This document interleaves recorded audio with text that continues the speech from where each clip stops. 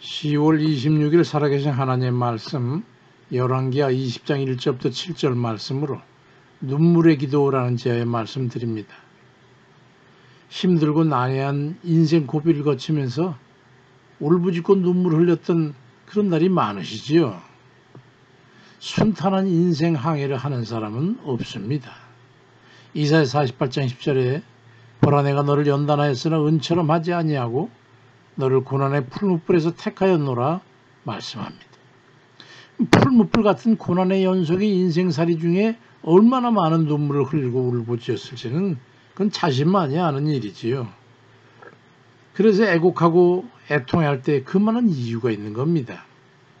미가 1장 8절 9절에 그러므로 내가 애통하며 애곡하고 벌거벗은 몸으로 행하며 들깨같이 애곡하고 타조같이 애통하리니 이는 그 상처를 고칠 수가 없고 그 유다까지 이르고 내 백성의 성문 곧 예루살렘에도 미쳤기 때문이라고 말씀합니다. 그러니까 애통하고 애곡하는 것은 상처가 있기 때문이고 그것이 자기 백성과 그 땅에 미쳤기 때문이라고 울부짖음과 눈물의 이유에 대해서 말하고 있는 겁니다. 이와 같이 애통하며 애곡하는 것은 모두 피치 못할 사정이 있는 거예요. 우리도 마찬가지지요. 오늘 본문 열왕기하 20장 2절 3절에 히스기야가 낯을 벽으로 향하고 여호와께 기도하여 이르되 여호와여 구하오니 내가 진실과 전심으로 주 앞에 행하며 주께서 보시기에 선하게 행한 것을 기억하옵소서 하고 히스기야가 심히 통곡하더라고 기록되어 있습니다. 왜 그렇게 통곡했냐는 그 이유에 대해서는 열왕기하 20장 1절에 그때 히스기야가 병들어 죽게 되매 아모스의 아들 선지자 이사야가 그에게 나와서 그에게 이르되 여호와의 말씀이 너는 집을 정리해라. 너는 죽고 살지 못하리라고 하는 이 하나님의 신탁을 이사야 선지자를 통해서 전해 들었기 때문입니다. 애달픈 마음으로 눈물을 흘리며 기도할 때 하나님께서 돌아보시는 겁니다. 하나님의 전능하신 앞에 자신의 무능함을 인정하고 엎드려 애절한 마음으로 기도할 때 하나님께서 그 눈물의 부르짖음을 들으시고 건져주시는 겁니다. 욥기 5장 11절에 낮은 자를 높이 드시고 애곡하는 자를 일으키사 구원에 이르게 하시느니라 말씀합니다. 야고보 4장 9절 이하에도 슬퍼하며 애통하며 울지어다. 너희 웃음을 애통으로 너희 즐거움을 근심으로 바꿀지어다. 주 앞에 낮추라.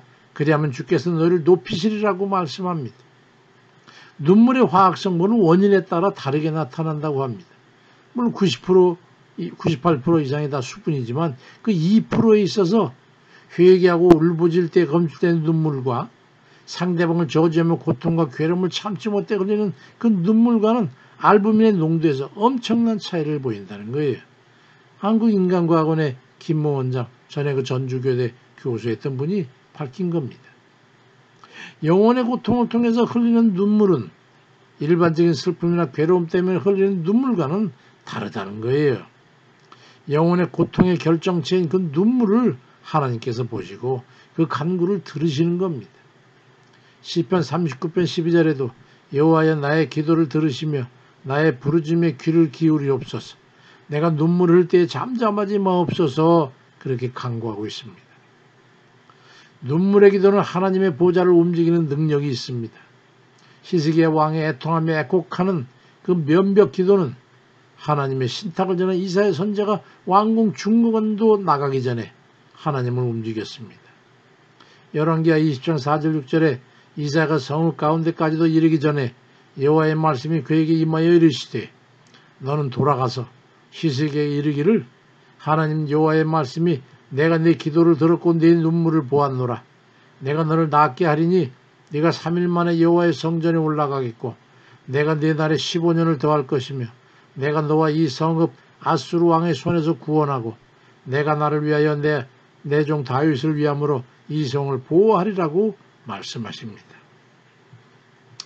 그렇게 해서 애통해하던 히스기야 왕은 죽을 뻔했던 병에서 노임을 받고 일어나서 사흘 만에 성전에 올라가 예배드리고 감사제를 드리게 되었던 겁니다. 눈물의 선지자 예레미야를 통해서 예레미야 33장 3절에 너는 내게 부르짖으라 내가 내게 응답하겠고 네가 알지 못하는 그거 은밀한 일을 내게 보이리라고 그렇게 말씀합니다. 하나님께서 직접 말씀하신 거예요. 너희가 눈물을 흘리며 울부짖어 내게 기도하면 응답할 것이고 아무리 난감한 일지라도 길을 보이겠다라고 거의 매일 울다시피 하던 예레미야에게 응답하셨던 겁니다. 눈물은 그 애절함의 표현이에요. 의자 끝없는 인생의 어려움에 봉착할 때 애통하는 그 마음으로 부르짖어 기도함으로써 응답받고 구원받는 그런 이들 다 되시길 주의 이름으로 축원드립니다. 아멘입니다.